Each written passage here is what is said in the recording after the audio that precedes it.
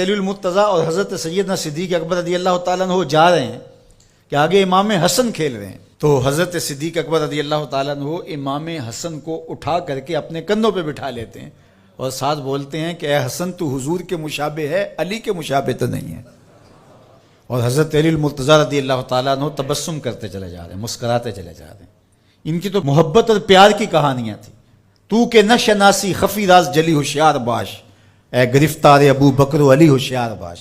اقبال نے کہا تو خفی اور جلی کو نہیں جانتا، جو باریک جال بچھائے گئے ہیں سازشوں کے تو ان سے آگاہ نہیں ہے۔ ابو بکر و علی کو آپس میں مقابل کھڑے کرنے والے سوچ اسلام کے خلاف گہری سازش ہے۔ مجھے بتاؤ کہ اگر حضرت سیدنا صدیق اکبر اور دیگر اصحاب کو جو حضور کی تربیت کا جوہر تھے ان کو غلط ثابت کر دیا جائے تو پھر یہ کس پہ حرف آتا ہے؟ حضور کی تربیت پہ حرف